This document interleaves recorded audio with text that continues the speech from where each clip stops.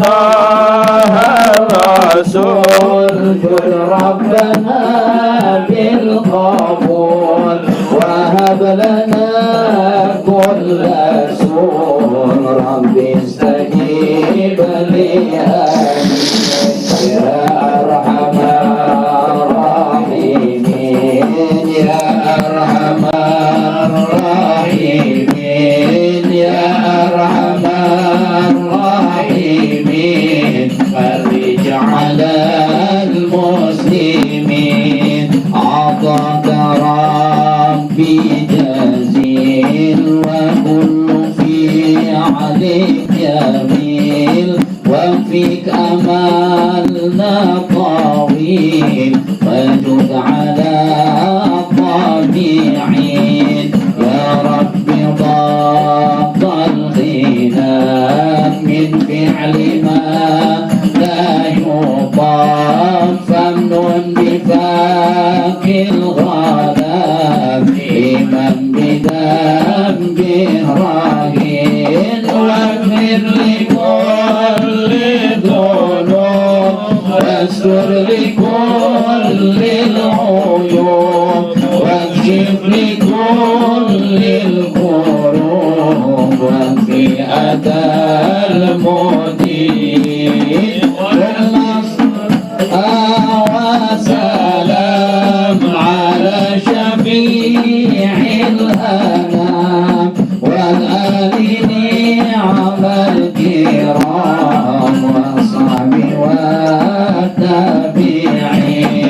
يا أرحم الراحمين يا أرحم الراحمين يا أرحم الراحمين فرج على المسلمين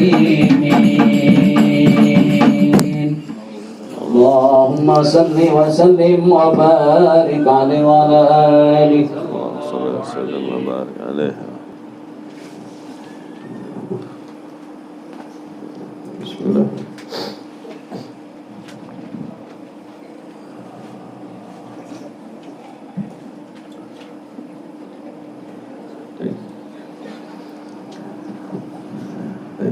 Assalamualaikum warahmatullahi wabarakatuh.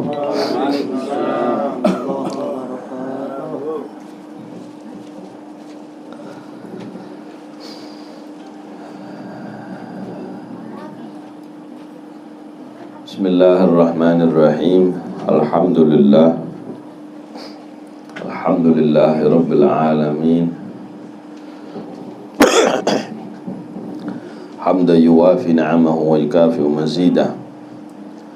Ya Rabbana lakal hamdu kama yanbaghi li jalali wajhika wa li 'azimi sultanik. Subhanaka la ilma lana illa ma 'allamtana innaka antal alimul hakim. Rabbi shrah li sadri wa yassir li amri wahlul 'uqdatam min lisani yafqahu qawli. Rabbi zidni ilma warzuqni fahma. Allahumma inna nas'aluka fahman nabiyyin wa hifdzal mursalin wa ilhamal malaikatil muqarrabin. Allahumma aghnina bil ilm wa zayyinna bil hilm wa akrimna bit taqwa wa jammilna bil afiyah.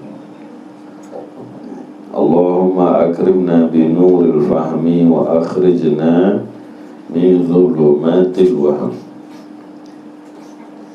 Ya Fattahu ya Alim ya Fattahu ya Alim iftah alaina fathan qariba waftah alaina fathan mubina birahmatika ya arhamar rahimin. Amma ba'du.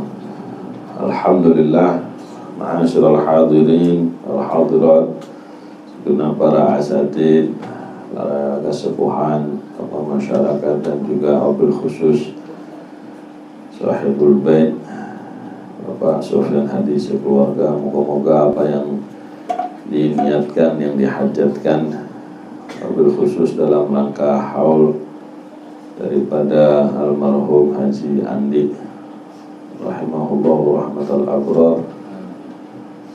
Moga-moga apa yang kita niatkan, yang kita amalkan, yang kita lakukan, yang disedekahkan, semua amal soleh kita di acara ini diterima sama Allah Subhanahu wa Ta'ala, dan juga disampaikan kepada ahli kubur, khusus almarhum Bapak Haji Andi yang Masya Allah di dalam sejarah hidupnya banyak hal-hal yang baik yang perlu kita kenang, perlu kita contoh. Sebab zaman kita sekarang ini, terutama apa yang beliau lakukan, mungkin kalau antum merasakan ya, seperti yang kami alami, itu satu hal yang sulit.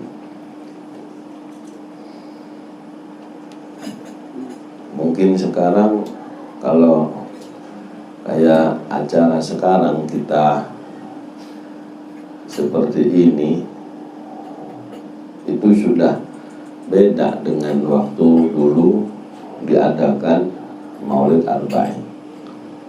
Kenapa? Dulu kita di loji, di komplek sana itu dikenalnya anak muda, masih ngontrak di situ. Ngerti maksud saya ini? Jadi kayak orang seperti almarhum ini kok mau-maunya gitu ya, ngajak ustaz masih muda, ngontrak lagi gitu, yang masa depannya belum jelas, mau ngundang ke tempat beliau, ngaji di rumah beliau, itu satu hal yang luar biasa. Sebab kita tetangga sendiri kanan kiri aja nggak ada yang ngundang kayak gitu. Karena apa? Ngandek mandangnya di tengah masyarakat, ini mah orang kontrakan gitu. Tapi beliau punya pola pandang yang insya Allah umpama juga hidup di zaman Rasul Sallallahu Alaihi Wasallam, itu selamat. Pola pandang seperti itu bikin selamat. Sebab apa? Apa sih yang menyebabkan Abu Jahal itu nggak selamat? Karena mandang basyariah, mandangnya materialistis. Rasulullah dipandang ponakan Abu Thalib, dipandang anak yatim, dipandang anak muda, dipandangnya ekonominya, kerjanya cuma ngembalain kambing. Itu mah dulu ala tahu masa mudanya. Akhirnya apa? Gara-gara mikirnya rumput kayak begitu, nggak jadi beriman kepada Rasulullah. Ayo coba kalau kita masa-masa dulu, nggak ada siapa yang ikut berjuang, gitu. Berat zaman itu. Itu ada orang sekitar komplek kok mau ngundang ke rumahnya bikin acara. Wah, bagi saya satu apresiasi yang luar biasa. Moga-moga Allah yang membalasnya insya Allah. Karena zaman kita sekarang itu menghargai ilmu, menghargai orang berilmu, ya, ulama dan sebagainya, itu sudah satu hal yang nggak ketemu di tengah masyarakat. Ya, kita memandang seorang ustadz walaupun cuma mengajar Al-Quran itu setengah hati, ya, dipandang sebelah mata. Bahkan lebih banyak maaf ya, ini saya sampaikan supaya untuk diperbaiki. Kita memandangnya itu hampir seperti bahasa kasarnya ini cowok panggilan, kayak tukang ojek gitu. Ini terus terang saya sampai saya sadar ini direkam ini. Nah, biar yang jadi ustadz juga tahu kemuliaan dirinya, jangan dihinakan begitu saja. terutama bagi antum yang kayak saya, yang ya, apalagi yang prostat ini, jangan menghinakan diri sampean untuk gampang dipanggil sana panggil sini kayak tukang ojek, udah dipakai, udah dikendarain, habis itu dibayar, udah selesai. Gitu. Apa dia anggap guru, apa dia anggap berjasa memberikan ilmu? Nah, nggak ada itu. Nah, ini yang menyebabkan akhirnya ilmunya dapat, tapi nur, keberkahan, manfaat, ya, dampak dalam kehidupan sehari-harinya nggak ada. Sebab apa? Maaf, banyak ya para asatid, para ini. Sekarang paling mentok asatid yang sekarang masih bergerak itu kalau nggak model ustadz pilot, ustadz yang nyempil di kolam.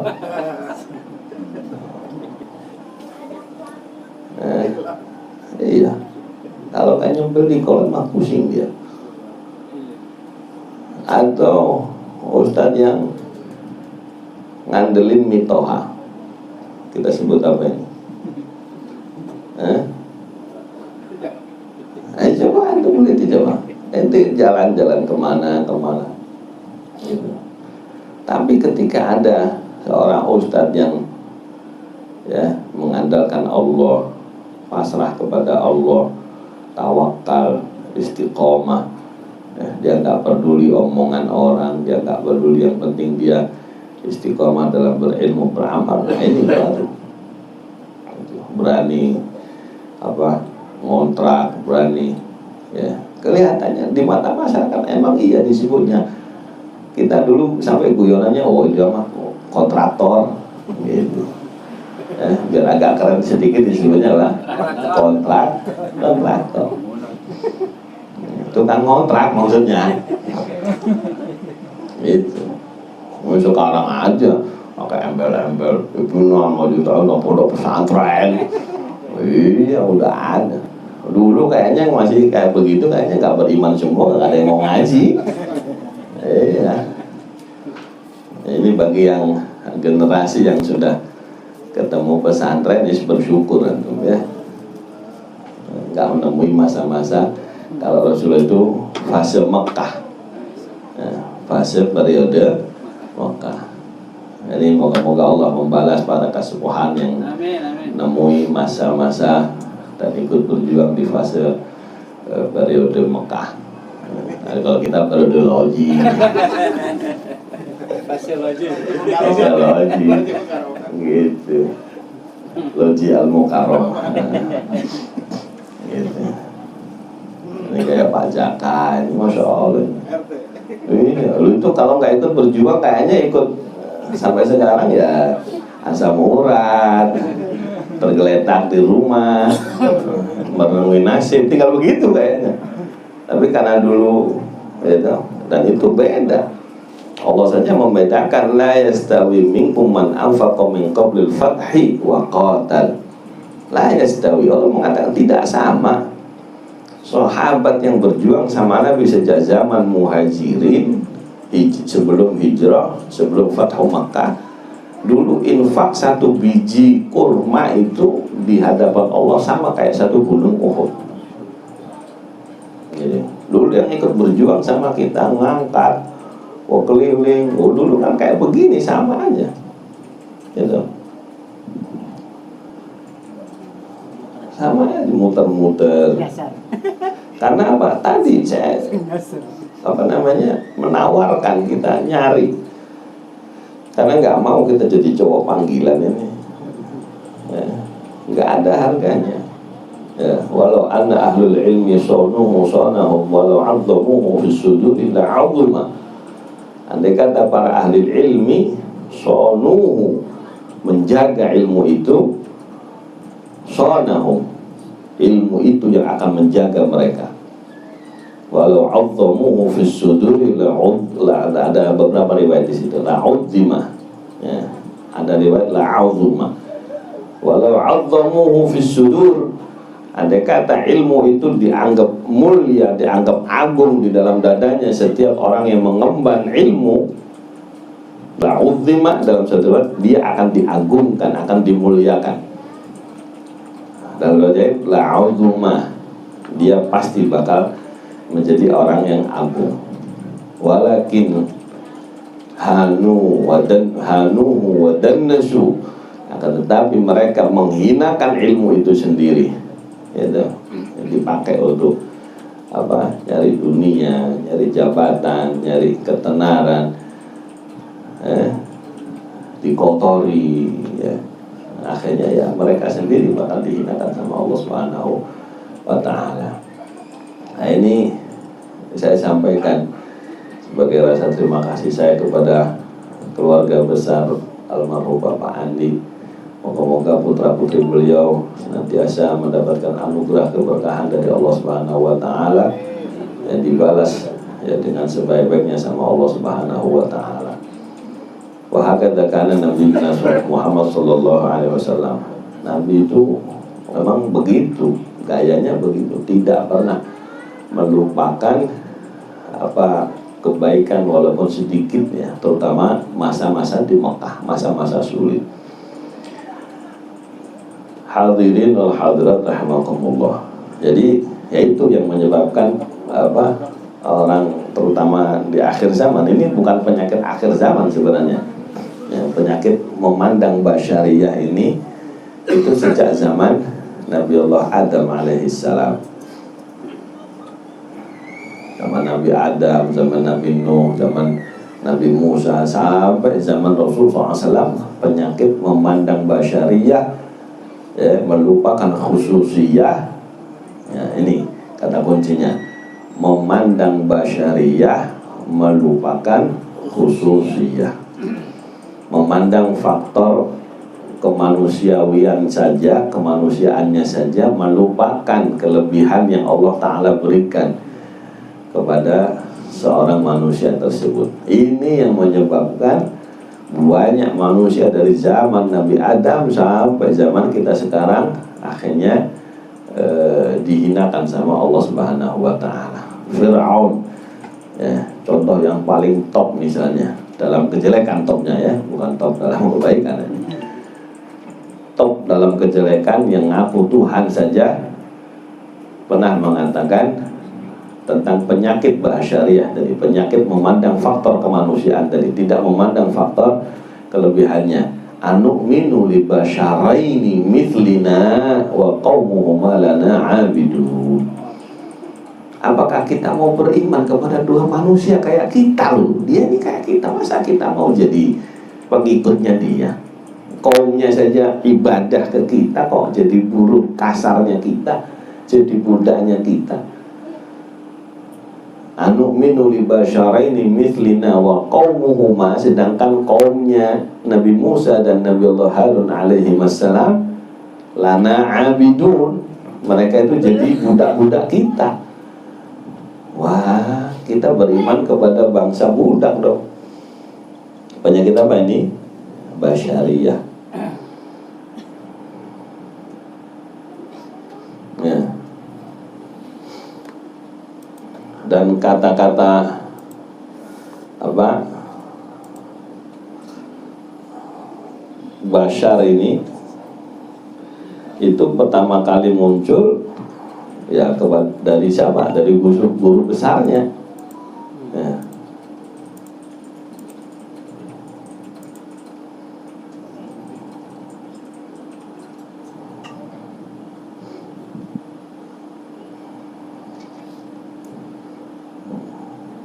Ini iblis yang pertama kali memandang basyariyah. Basyariyahnya manusia begitu dipandang sama iblis adalah tercipta dari tanah gitu. Jadi iblis ini melupakan khususiyah yang dibungkus sama Allah dengan tanah. Makanya dicantumkan penyakit ini, illa iblisa qala a'asjudu liman khalaqta tina.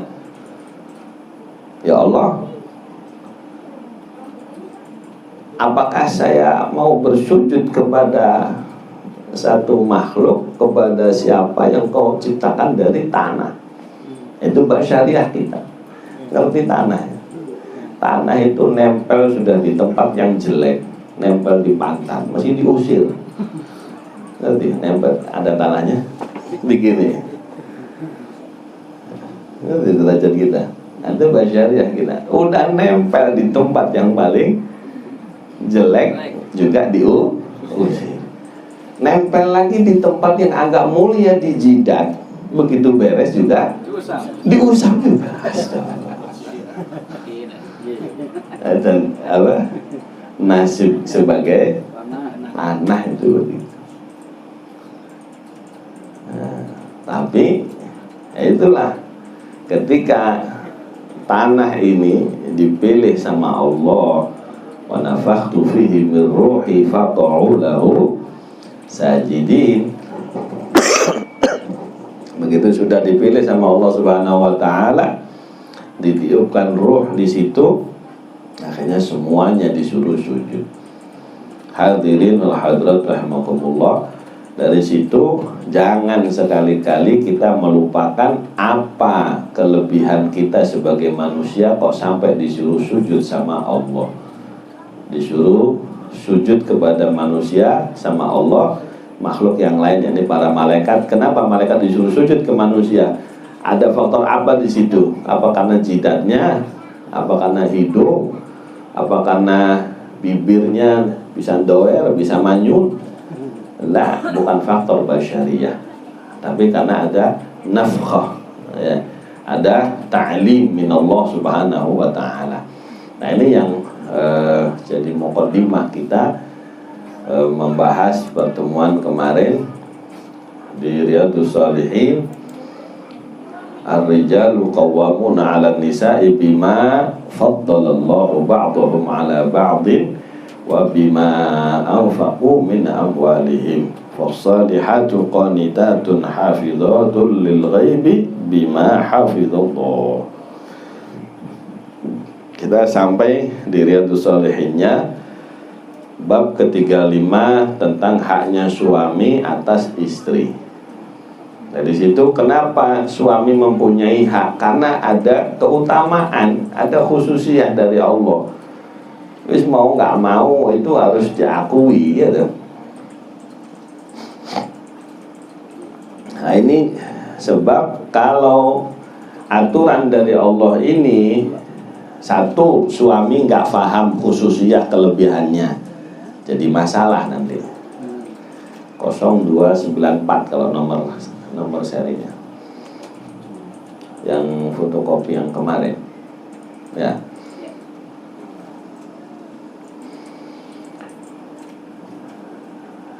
Jadi yang pertama, suami harus tahu diri dulu. Siapa sih bapak-bapak itu? Gitu. Kalau kita ditanya, bapak-bapak diciptakan untuk ibu-ibu atau ibu-ibu diciptakan untuk bapak-bapak? Jawabannya, nah, bisa ngejawab. Kata ibu-ibu, enak aja. Tahu dari mana lo? Nah, ayo. Ayo jawab. Mana dalilnya? Ayo Ustaz. An-Nisa 34. Nah, apa itu An-Nisa 34? Ar-rijalu qawwamuna. Itu bukan untuk ini masalah tagwim. Pertanyaan saya, bapak-bapak laki-laki diciptakan untuk kepentingan perempuan atau orang perempuan diciptakan untuk kepentingan laki-laki? Ayo. Nah, ini dulu masalahnya. Atau itu mah suami yang baik bagi istri yang baik, jadi istri yang baik bagi suami yang baik, gitu.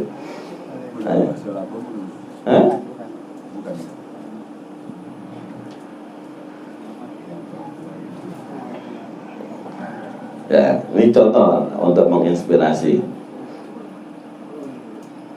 Allah tadi menyambung yang pernah saya jelaskan, yang tadi dinukil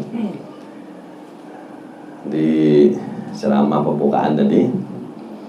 Kan tadi dibahas benda padat, tumbuhan, binatang. Itu Allah nyatakan Huwallazi khalaqalakum ma fil ardi jami'ah.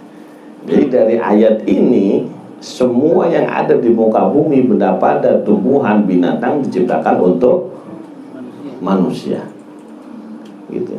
Jadi mereka ini diciptakan untuk kepentingan kita. Bukan kita terus mau mandiin burung. Itu manusia paling keblingernya orang itu begitu. Ya oke lah, ente cinta sama burung, ya. Cuma harus ada persambungannya. Kenapa kok sampai ente mandiin itu? Gimana juluntrung itu? Allah yang bilang ma fil ardi, semua yang ada di bumi ini semua diciptakan untuk lakum, gitu. Untuk kepentingan kita sebagai manusia. Lah kita sebagai manusia diciptakan untuk kepentingan siapa? Kalau kita kembali kepada untuk kepentingan binatang, untuk kepentingan keselamatan tumbuhan, berarti kita turun ke bawah lagi. Gitu. Kita diciptakan untuk kepentingan Allah, gitu. Sebagai khalifahnya Allah, penggantinya Allah di muka bumi. Inni ja'ilun fil ardi khalifah. Khalifah ini mengganti, ya, ketuhanannya Allah yang bersifat mengatur. Tuhan itu kan ngatur, gitu. Nah, supaya ada yang ngatur di muka bumi, Allah menciptakan penggantinya, gitu loh.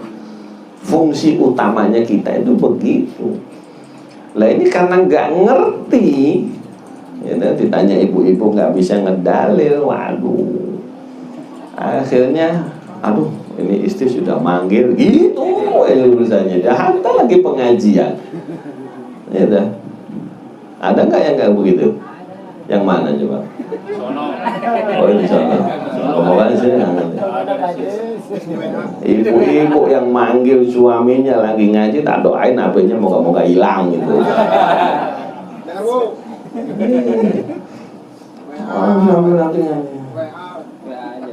WA lah boleh. WA. Itu WA-nya juga yang sopan gitu. Gimana ngajinya sudah selesai belum? Lo kan enak. Oh, kayak suaminya lagi di apa? Di mana gitu. Iya, kalau suaminya lagi dugem, lagi nggak bener, itu istri itu harusnya bersyukur ketika suaminya nggak ada, adanya di majelis itu enak. Iya tuh bersyukur. Tak loh, coba kalau sampai dikasih ujian suami adanya di warung remeng-remeng, ayo gimana, Bu? Bahaya tuh. Bahaya ke satu. CF cisnya. Acis CF. Itu bahaya pertama itu, ya. Belum lagi yang lanjutannya itu. Pada apalah itu mah. Nah ini kita jangan melupakan ini. Ya, gini karena kita lupa diri dan ibu-ibu nggak tahu aturan mainnya, nggak bakal ketemu dalam kehidupan sehari-hari. Ya, ini padahal ayatnya hafal semua, cuma karena ya kurang loading apa kurang murojaah, nggak ngerti apa kurang duit apa. Ya, ayat sering didengar loh, bisa lupa. Wa min ayatihi an khalaqa lakum min anfusikum azwaja. Jadi pasangan yang berupa perempuan itu Allah ciptakan untuk kalian. Gitu. Jadi ibu-ibu diciptakan untuk bapak-bapak. Nah, dalilnya lagi yang lain ketika apa namanya Sayyidina Adam alaihissalam kesepian di surga itu. Makanya ketika dialog dengan Allah, iblis, ya dah, Nabi Adam udah ribut, kontok-kontokan, ibu-ibu belum ada. Qala ara'aitaka hadzal ladzi karramta 'alayya la in akhartani ila yaumil qiyamah la ahtanikanna dzurriyyatahu illa qalila.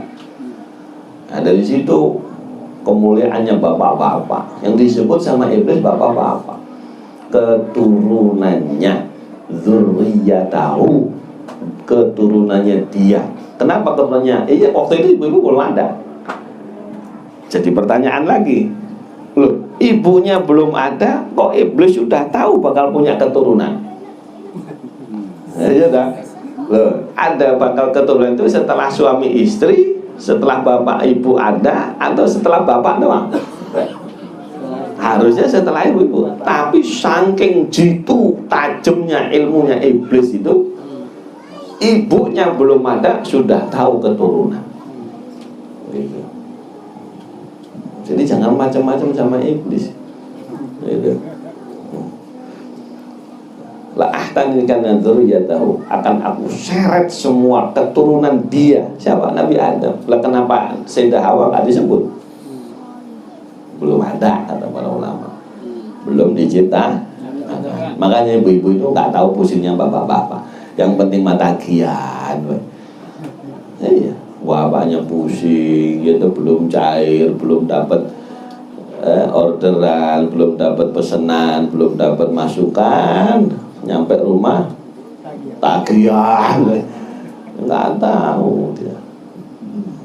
Makanya ini kita masuk babnya. Moga-moga keadaan kita dan umat Islam diperbaiki sama Allah Subhanahu Wa Taala.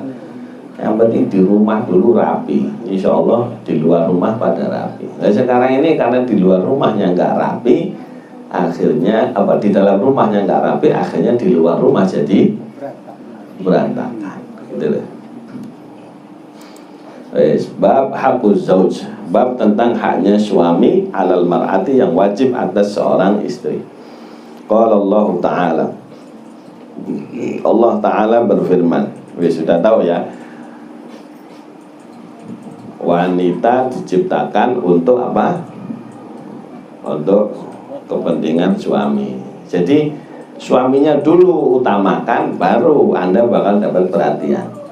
Nah, tapi kalau minta diperhatiin, minta disayangin dulu, kagak bakal, yang ada bakal ribut. Coba kalau nggak percaya, ya wis silahkan praktekin, ayo.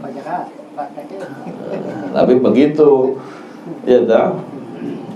Suami diperhatiin dulu, nah itu baru semua milik suami dikasihin semua ke istri, gitu.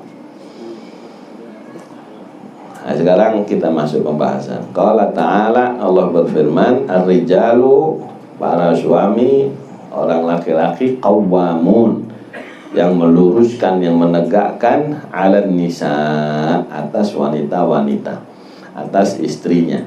Bima faddalallah, sebab apa yang Allah berikan keutamaan, ba'dhum, kepada sebagian mereka, ala ba'din, atas sebagian yang lain. Jadi alasan pertama kenapa Allah memberikan hak suami ngelurusin ibu-ibu, mendidik dan sebagainya, mengawasi, mengatur, ya, mengayomi, karena Allah yang melebihkan begitu. Sudah nggak ada yang bisa protes. Allah memang melebihkan orang laki. Satu, diciptakan duluan. Dua, nah ini kelebihan lagi yang harus kita tahu. Bapak-bapak saja yang diajarin sama Allah, ya, wa'allama adamal asma. Makanya kenabian, kerasulan itu hak prerogatifnya bapak-bapak.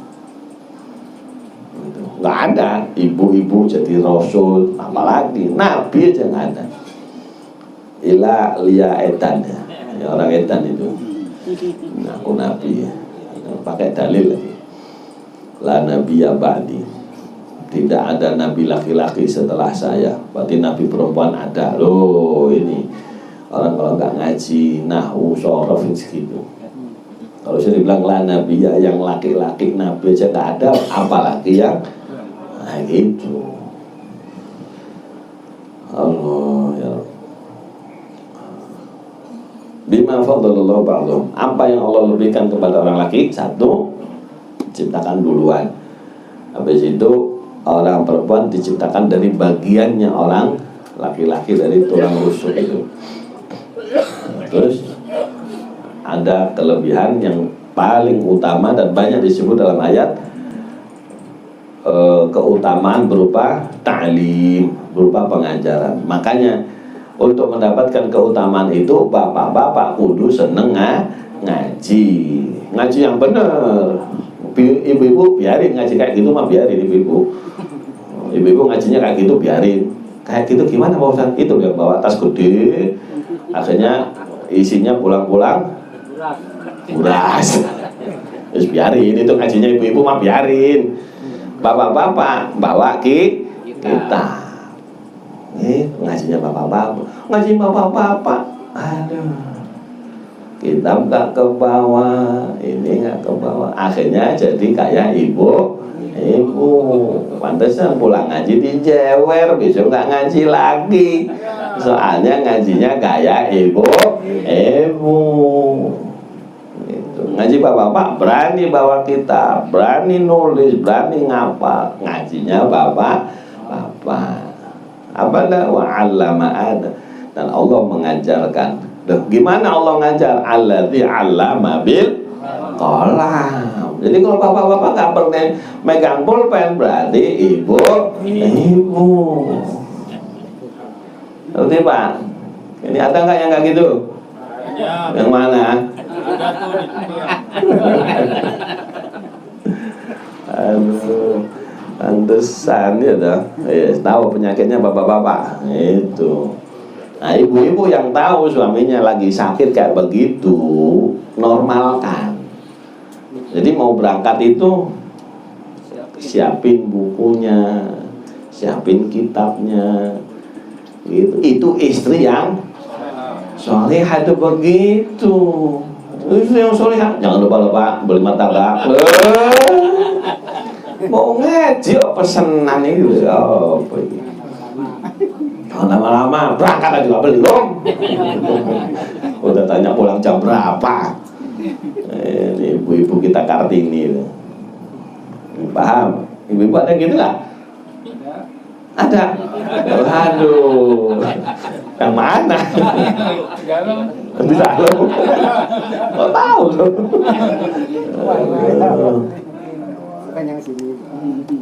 Ya. Ini sebelum kita membaca ke syarah, kalau saya mengartikan ini saya ya, bima fadhalallahu ba'dhum, tadi Allah menciptakan laki duluan, Allah menciptakan wanita dari bagian orang laki-laki, dan yang paling utama fadlu ta'lim, orang laki-laki itu punya keutamaan pengajaran dari Allah. Makanya laki-laki itulah yang berhak jadi nabi dan jadi rasul. Nah, kalau kita nggak bisa jadi nabi dan rasul, minimal jadi pewaris nabi dan rasul gitu. Itu keutamaan bapak-bapak yang paling tinggi loh. Kalau bapak-bapak nggak mau kayak begitu, ya sudah, nggak bakal tinggi derajatnya, segitu-gitu aja gitu. Apa dalilnya? Satu, ketika Allah menyebutkan anugerah Rasulullah yang paling besar. Apa anugerah Allah kepada Rasulullah SAW yang paling besar? Wa 'allamaka ma lam takun ta'lam wa kana fadlullahi 'alaika 'azima. Wa 'allamak, ya Muhammad, Allah sudah mengajarkan kepadamu ma lam takun ta'lam, apa yang tadinya kau nggak tahu ya Muhammad. Berkat pengajaran Allah kepadamu inilah wa kana fadlullahi 'alaika 'azima. Sungguh anugerah Allah, kelebihan Allah yang diberikan kepadamu sangat agung. Gitu. Nah, itu keagungan orang laki itu dari situ. Makanya orang laki harus kuatnya ngaji. Nanti yang lainnya jadi kuat dengan sendirinya gitu loh. Yang loyo-loyo ini biasanya yang ngajinya loyo. Pajakan sudah teruji. Iya, namanya aja zakat toh. Zakat sembuh. Masya Allah. Walaupun umur berapa nggak bakal dipanggil aki-aki, tetap aja zakat. Zakat. Padahal mah aslinya mah Zakaria. Orang kepleset jadi Jaka. Ya, wis. Paham ya? Itu fadilahnya orang laki itu di situ. Karena Allah mengungkit anugerah yang besar kepada Rasulullah itu anugerah ta'lim. Wa 'allamaka ma lam takun ta'lam wa kana fadlullahi 'alaika 'azima. Jadi kita harus tahu apa keutamaan Allah kepada kita. Orang sekarang salah dibilang anugerah itu apa? Ditaruh di mobil. Hadza min fadli rabbi. Mobil itu bukan anugerah besar, receh itu. Buktinya bikin macet di jalan. Soalnya orang semuanya dapat, orang bisa, gitu. Salah, gitu. Hatta orang kafir dikasih. Keliru itu masalahnya. Tapi siapa yang ngajarin itu? Dipasang di rumah, kurang. Rumah semuanya dikasih sama Allah. Atau burung punya rumah dia. Gitu. Tapi ya, ilmu pengajaran dari Allah itu nggak semua orang. Dari hartanya, jadi suami infak, nafkahin. Makanya istri diperintahkan sama Allah wajib taat kepada seorang suami. Wa bima anfaqu min amwal. Dua hal inilah yang menyebabkan ada kewajiban istri untuk taat kepada suami dan yang lainnya. Fasolihatu, maka wanita-wanita yang solihah. Nah, ini cirinya wanita solihah. Satu, qanitatun, adalah yang rajin ibadah. Nah, perintah Allah dijalanin, perintah istri perintah suami dijalanin. Hafidhatun, yang menjaga lil ghaibi, akan hal-hal yang gaib, bima hafidhallah, sebab apa yang Allah menjaga. Nah, ini makna hafidhatul lil ghaibi bima hafidhallah, insyaallah nanti dijelaskan di pertemuan yang akan datang. Jadi ala kulli hal, ayat ini ya yang mewajibkan para suami untuk memperbaiki, meluruskan, meningkatkan kualitas istri-istrinya. Ya. Gimana dulu istrinya mulai kenal sama kita, standar ilmu, standar amal solehnya, keterlibatannya dengan dakwah meningkat kagak? Ya. Jangan istri waktu baru keluar dari mertua baik-baik saja, begitu hidup sama kita akhirnya tambah apa itu? Gitu? Tambah nggak normal, tambah nggak bener, ya, sampai berantakan. Nah, ini berarti yang disalahkan kita sebagai suami. Harusnya qawwamuna 'alan nisa, luruskan, lempengin. Dulu tugas orang tua, mertuanya sudah menemani seorang wanita sampai sekian tahun, ya. Orang tua menemani anak perempuannya sampai berapa tahun? Ya tergantung. Iya, rata-rata berapa? Ada yang 25, ada yang 20, tergantung anak perempuan tadi dinikah. Nah, selebihnya sisa umurnya tanggung jawab suami. Dilanjutkan nggak pembangunannya tadi? Dilanjutkan nggak program orang tuanya tadi? Atau malah naudzubillah. Nah, ini yang banyak nggak disadari. Gitu. Harusnya suami itu berat itu, perjalanannya tambah ke surga atau semakin waliyadzubillah tambah jauh dari surganya Allah Subhanahu wa taala. Itu ayo dicek istri kita masing-masing, ya toh. Dulu kenal sama kita pertama kali setelah malam pengantin, ilmunya kadarnya seberapa?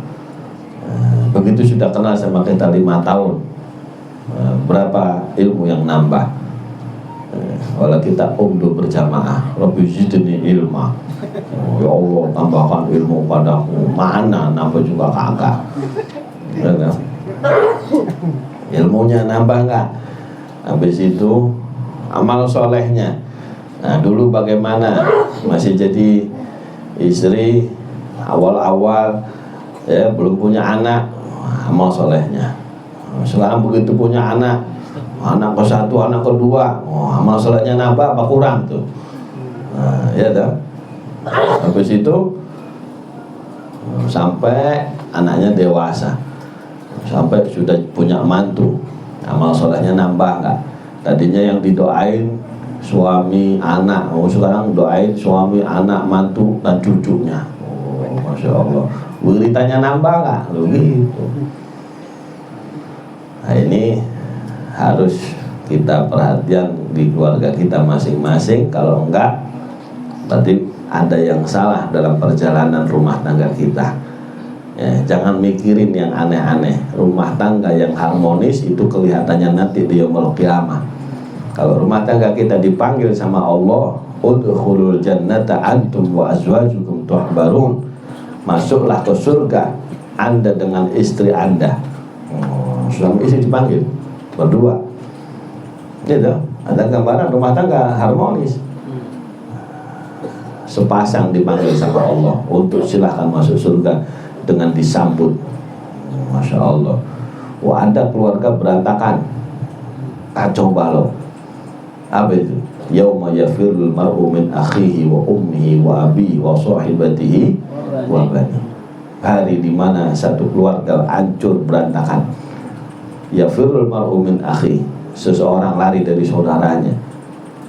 Wa ummihi wa abi, kabur dari bapak ibunya. Ada bapaknya, wah saya bukan anak sampean, takutnya. Saya bukan anak kamu, bukan anak Anda. Wa sahibatihi, bahkan lari dari istrinya yang dulu dikejar-kejar, yang dulu dibela-belain ngumpulin duit buat seserahan, buat jadi gimana acara nikahan, dibela-belain, gadein motor segala, bela-belain ngutang, ya, begitu yaumul qiyamah ketemu istrinya lari kabur. Wa sahibatihi wa bani, lari dari anak-anaknya, masya Allah, karena pendosa semua. Yang anak yang ke satu nggak pernah ke masjid, nggak pernah sholat, nggak pernah ibadah, nggak pernah ngaji, bodoh dalam urusan agama, itu orang tua takut besok dia yaumul qiyamah rumah tangga berantakan. Nah kita mau rumah tangga yang bagaimana? Kita rintis mulai sekarang di dunia. Moga-moga Allah Ta'ala memperbaiki keadaan kita. Ya, Allah jadikan kita suami-suami yang soleh, istri kita istri yang solehah, insya Allah. Suami-suaminya meniru, mentauladani para nabi dan rasul, ya, mentauladani para sahabat, aulia salihin, dan istri-istri kita mentauladani istri-istri Nabi kita Muhammad SAW dan para sahabat. Amin amin ya rabbal alamin. Wa ma taufiqi illa billah, alaihi tawakkaltu wa ilaihi unib. Wa sallallahu ala sayyidina maulana Muhammad wa ala alihi wa sahbihi wa baraka wa sallam. Walhamdulillahi rabbil alamin.